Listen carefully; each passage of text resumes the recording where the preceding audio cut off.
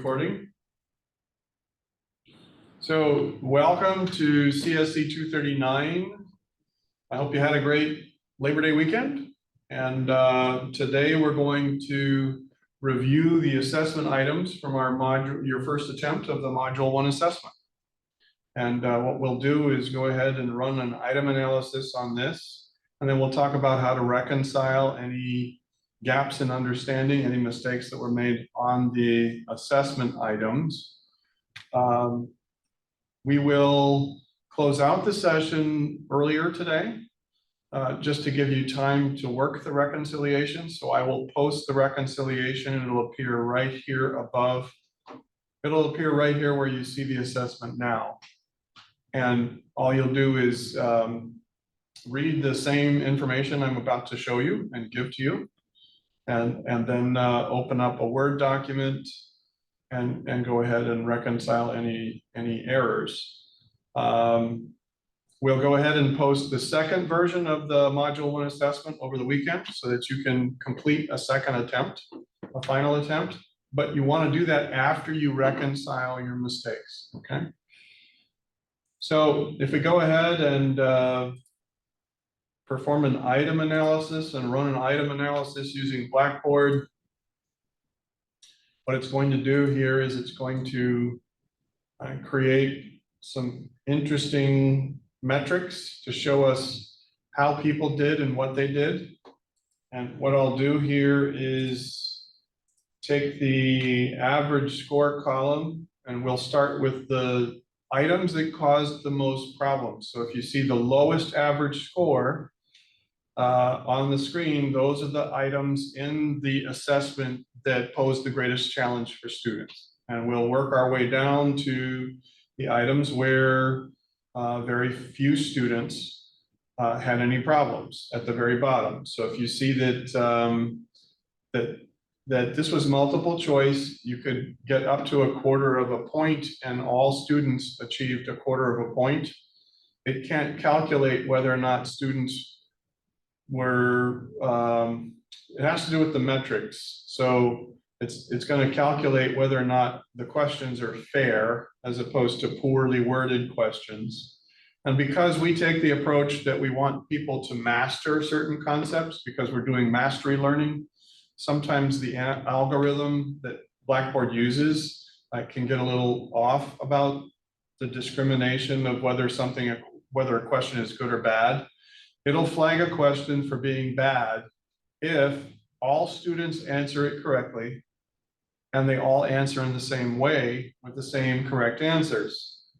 The system goes, wait a minute, if the question is worded properly, then students would get something wrong, right?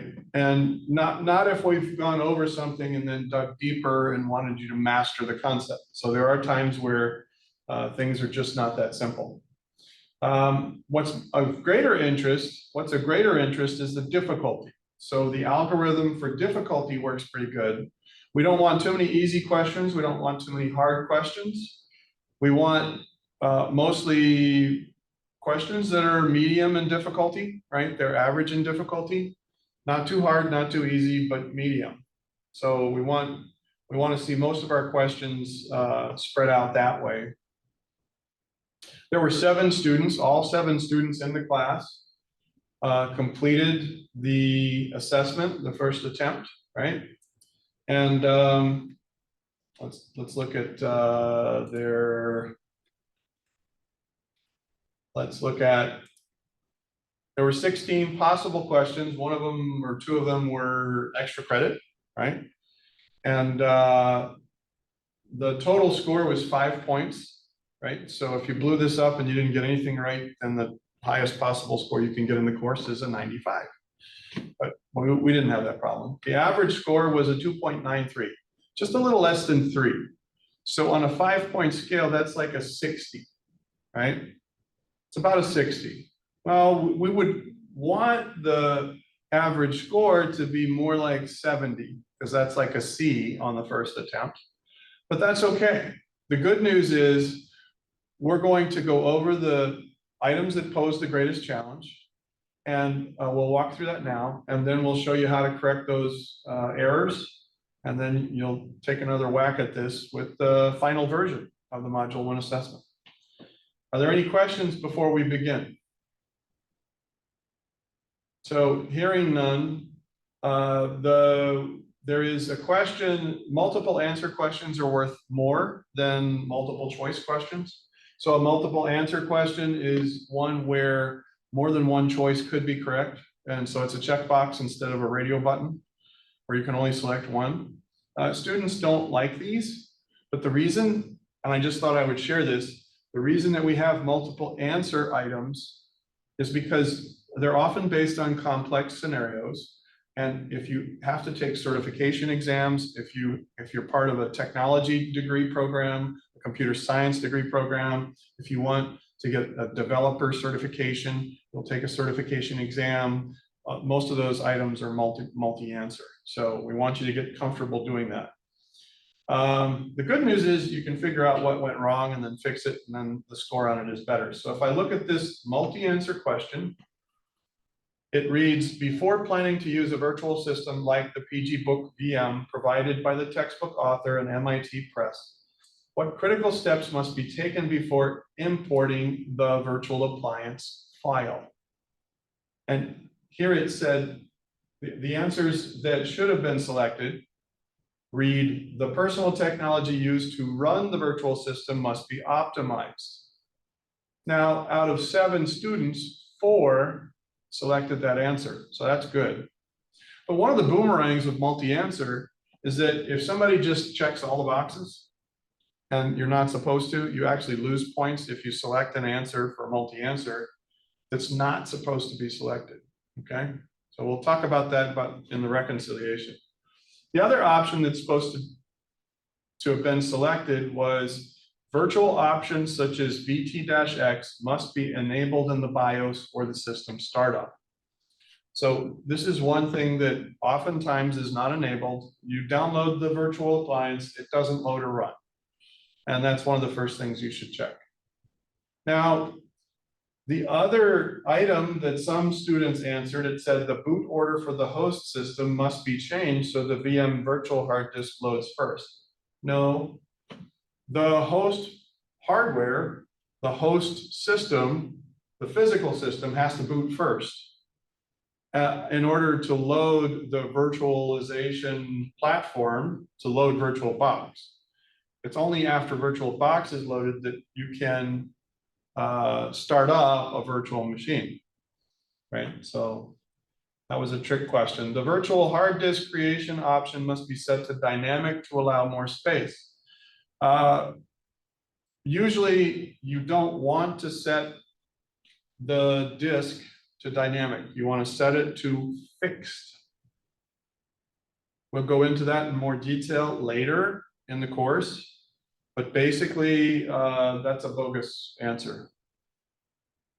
And yes, you would use dynamic if you wanted to conserve space, but that doesn't have anything to do with what the problem is with running PG Book. Okay, PG Book appliance basically has its own settings. So you don't adjust the dynamic, the disk to dynamic or otherwise. Any questions about this item in particular? Okay, so what we're going to do is go back and let's look at the next item. You know what? I'm going to print this just so I can get a nice result here. I'm going to say letter, minimum, background graphics. Let's see. Oh, let's use legal. And we want landscape. Preferences, landscape. There we go.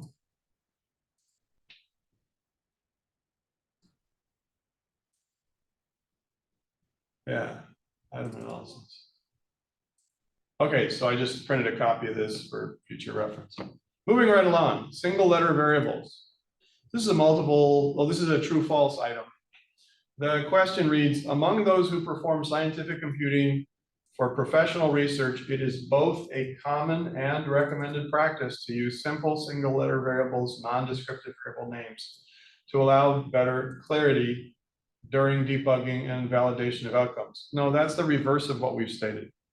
You don't ever want to use single letter variables. You want to use descriptive names. Otherwise, debugging is terrible. So that's false.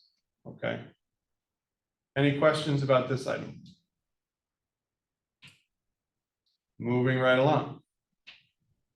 So as we keep going, if we hit an item where it doesn't make sense, then please speak up. And can someone who's joining us remotely, can you unmute your microphone and let me know you're still there? I just want to make sure that folks who are joining. Sure. Okay. Yes, sir. Okay. Thank you. So this is a multiple choice item. The question reads, a student is using the PG Book VM and is informed that an important data file collected from a sensor unit can be found in, this is the tilde character. It's kind of a wave character. It's called tilde/sensor2. However, when the student attempts to go to the directory using this command from the terminal prompt, cd /sensor2, the student receives an error that states no such file or directory. Support staff has verified that data is present in the designated directory. Select the option below that best describes the issue. Now, in your appendix, we said that there were 3 Ps. Everybody remember this? If you're having problems running a command, it has to do with path or permissions or privileges, right? So it says the tilde symbol means the /sensor2 directory is in the home PG book directory. So in other words, when you're entering this command, it needs to be cd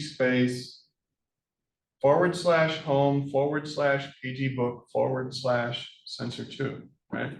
So this is actually a shortcut.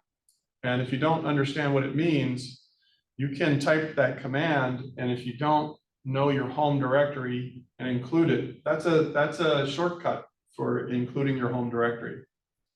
You could say cd /sensor2. So if the command was issued just like it's written, cd /sensor2, you wouldn't have a problem. Okay?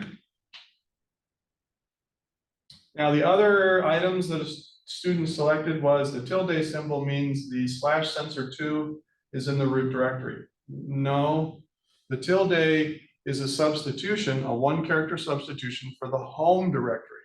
That's a user's directory. That's not the root directory. We'll get into more directory stuff in our next module. But there was stuff in your reading that explained this. Any questions before we go? All righty. Welcome, Omari. How are you?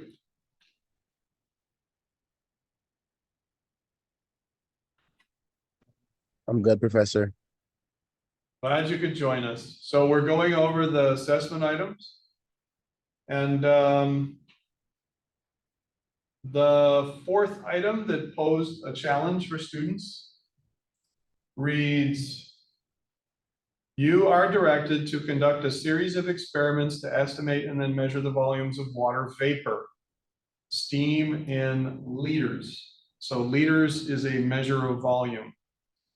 I don't know if you remember stuff from science class, but that's what this is about. That are produced when solar energy is applied to a metal container that stores a supply of local seawater, heat in calories, right? So you're going to measure heat in calories. You're going to measure the volume in liters. A custom scientific application created in Python will be used to calculate the production estimates with a formula. As part of the documentation, you must use a simple IPO table like the one shown below to identify and list appropriate variable names. So you're going to use the whole descriptive variable name thing. That's what we're talking about. Select the option below that reflects an appropriate name for the solar energy So what are we measuring? What's the unit of measure for energy? Calories. Calories, right? And where it should be listed in the IPO table. So what happens is that you put water into that device, and then what comes out is heat in calories after the sun heats it up.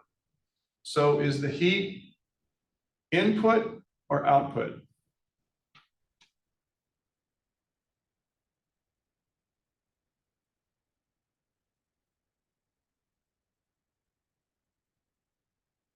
Well, It's being applied. So yeah, it's being applied, so it could be input.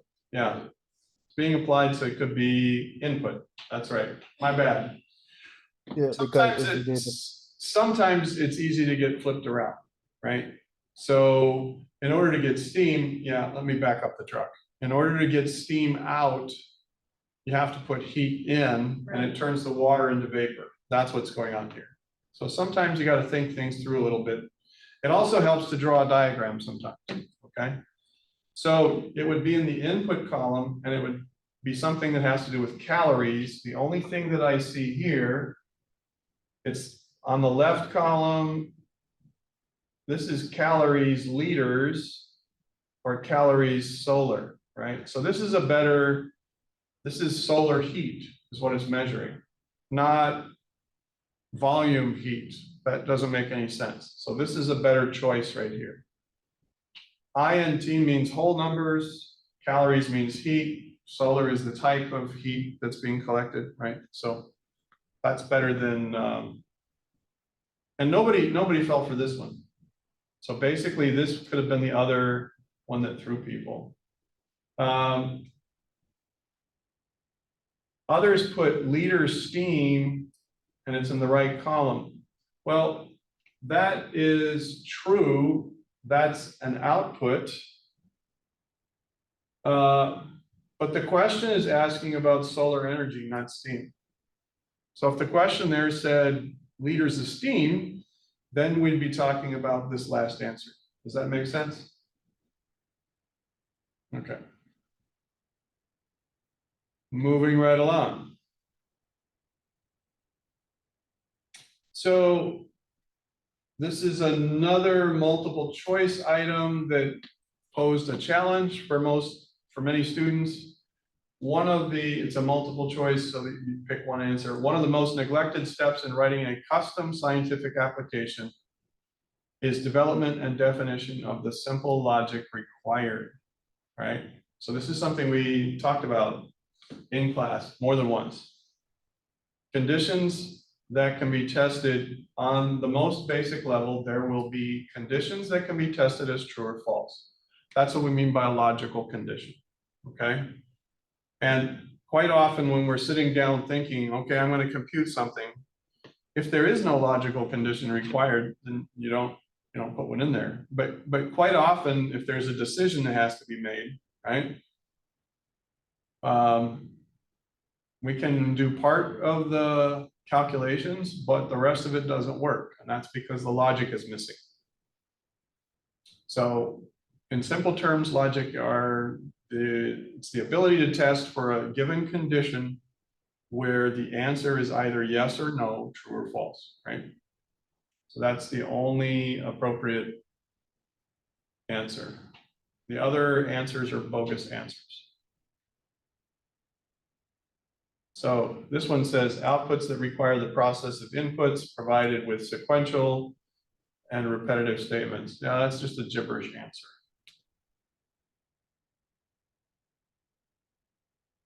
Which sequence doesn't have anything to do with logic. Okay. This is a true false question. If we look at this, basically the class was kind of split in terms of answers. The true false question reads, GNU is a license for software and operating systems that allows them to be freely distributed as open source distributions under the Free Software Foundation. That is a true statement. So if you see GNU license, that's open source, and you can freely distribute it. You can Download it, give it away free. That's what it means. Any questions? All right. Let's keep going. And then when we get down to about here, we'll stop because this is where most students got it correct. But up to this point, we didn't. We have 3 more to go. And then we'll come down here to the multiple answer. That should have been a half or 3/4 of a point. And then here's a multiple answer that didn't work. So, well, and here's a multiple answer that could have been better. So, yeah. Multiple choice. The question reads, from the terminal prompt on your virtual system, it shows the following command was executed. ls space -lrt. Well, ls is a shortcut name for the list command, right? So it lists directories and files, those edited the most recently first. So this is information in your textbook, and it's very useful, and we're going to come back to that over and over again. But you want to use -lrt because it's going to show the things that changed the most recently. And when you're looking for something, you're usually looking for the stuff that changed the most recently. So that's a real handy shortcut. Any questions? Now, this was a bogus answer. It loads related files from the oldest to the newest. No, that's in reverse order. Newest to oldest is the answer. All righty.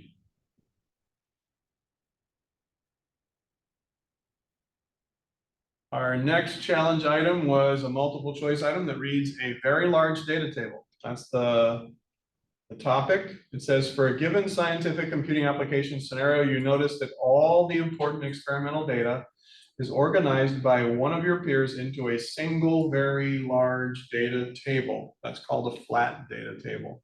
That's in the details. You also notice there are many different data types and many repetitive entries in the data elements for most of the table columns. There's wasted entries. We're entering the same data over and over and over again. It's just one huge table, right? So that's a telltale sign that, wait a minute, this isn't organized properly. You are directed by the project lead to assist with data analysis and must recommend the next step to ensure maximum benefit from the collected data. Select the option below that reflects a best practice. So you want the related data elements to be organized into smaller, separate tables. That is the correct answer. This answer was bogus. It says the data table should be imported into Excel to allow charting of numerical data. No, this is data that is not just numerical. There are many different types of data, not just numbers.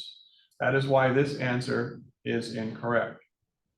If the question read, hey, it's all numbers, then you would be looking for something about not so much a database, but a spreadsheet. Any questions? All right, we're almost there. Let's keep rolling. So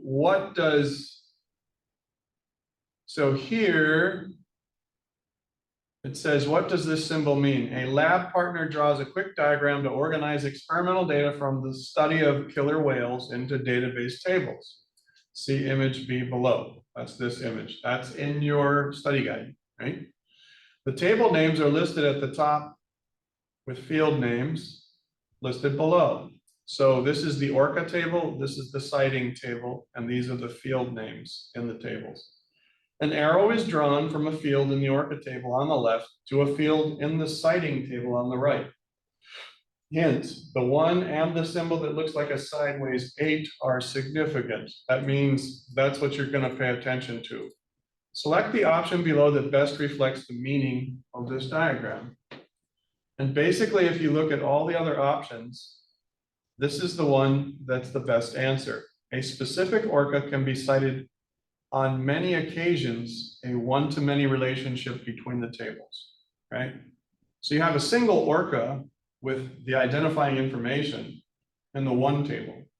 But that single ORCA can be cited many, many times in the other table. You can have multiple entries for the same ORCA in the other table, right? Now, students also selected this one. A specific ORCA can be cited on many occasions, a one-to-one relationship between the tables. Well, then you'd see a 1 here and a 1 there. And it would mean that you only saw the killer whale once. So a one-to-one means there's a unique record here and a unique record here.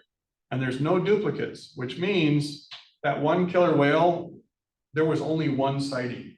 And that doesn't track with any of the scenarios we covered in class. It says there are infinite variations that are possible between the two data tables. No, that's not what the infinity symbol means.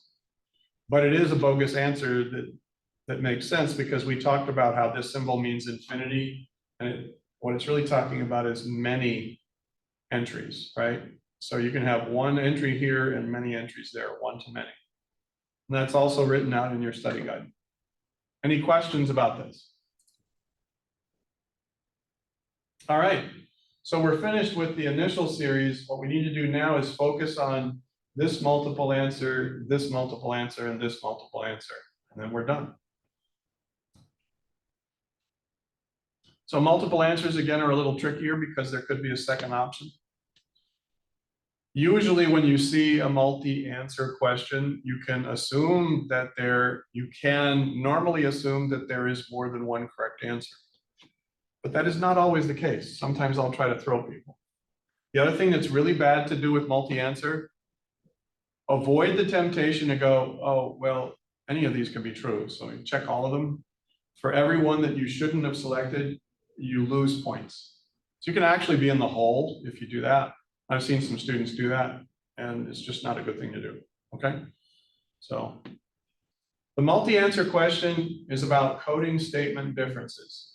Select the correct statement from those listed below. What are some important ways that coding statements differ from algebra statements?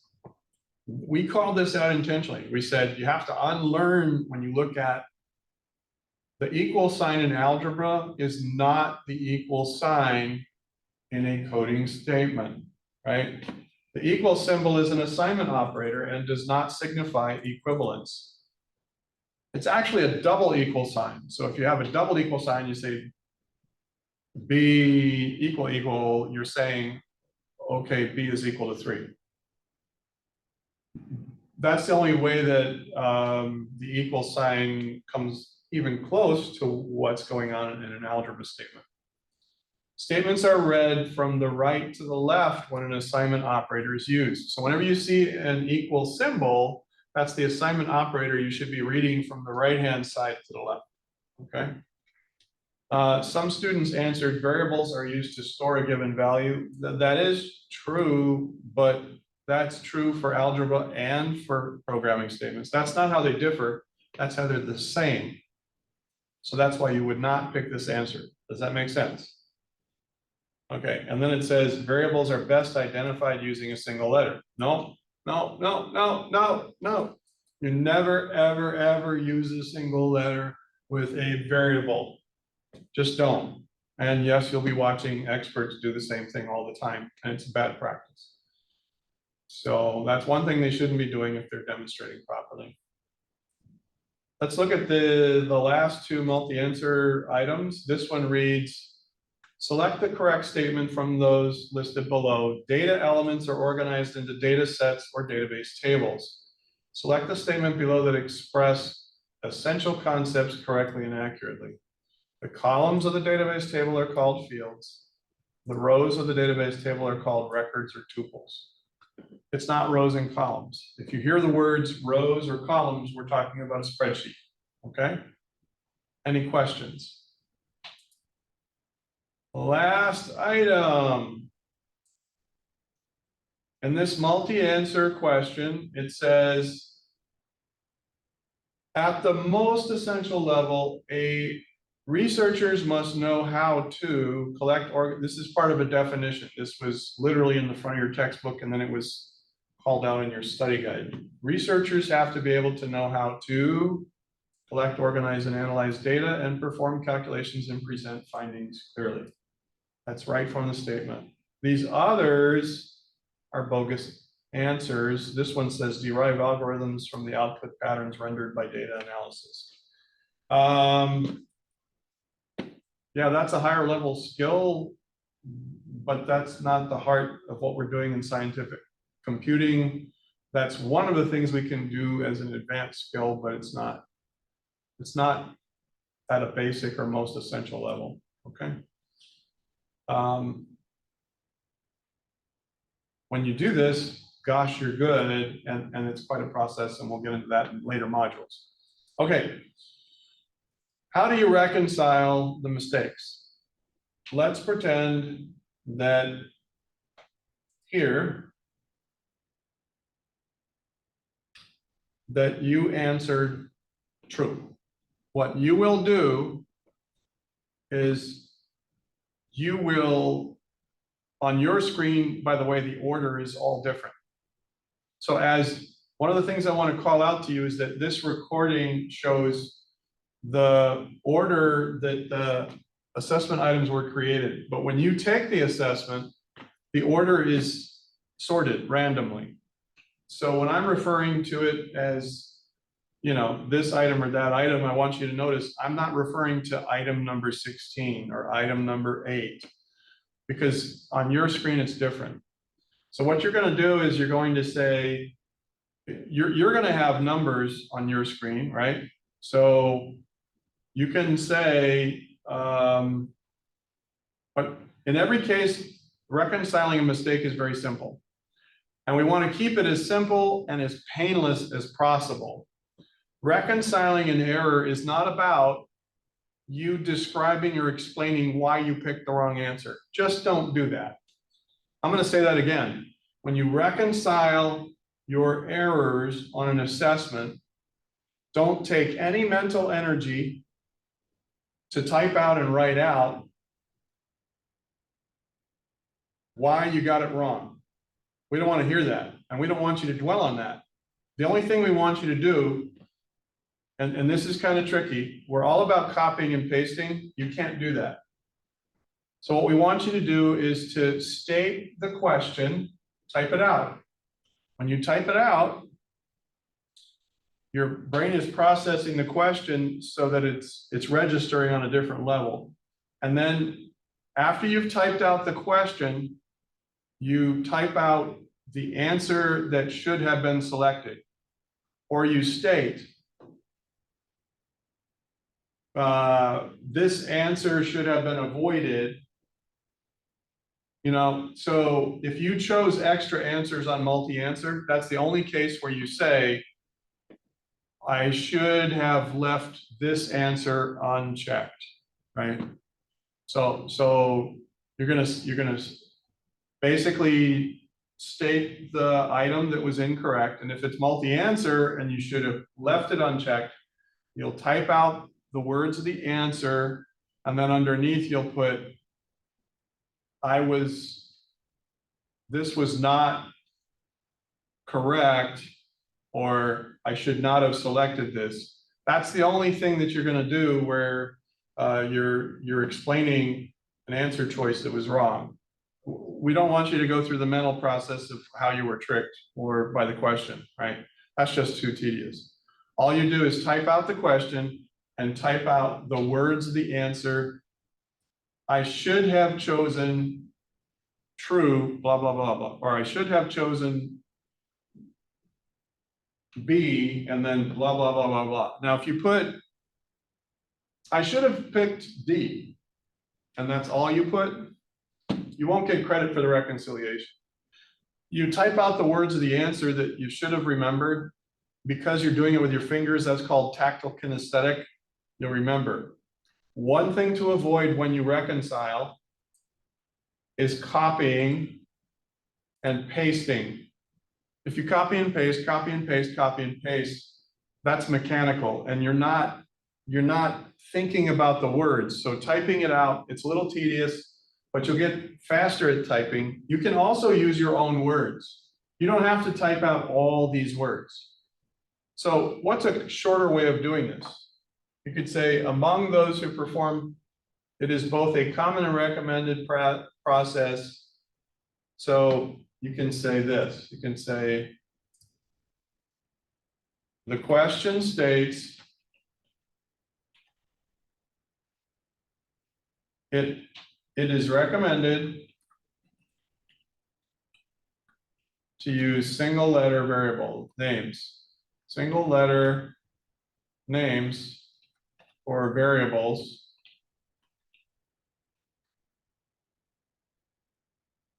The answer is false. That's it. Now, do I want you to type all this out? No. I want you to take the most important ideas of that item and put it in your own words, shorter words, quick words, and then type out the answer. Keep it simple, okay? All right, so what you'll see here on the module 1 listing inside, you'll see 1.6 reconciliation assessment 1 point. It'll be due by Tuesday, 3 p.m. of next week. Okay, Tuesday of 3 p.m. next week. Then by the end of next week, you can retake the assessment while it's fresh and log more points. Okay. Any questions before we close out today?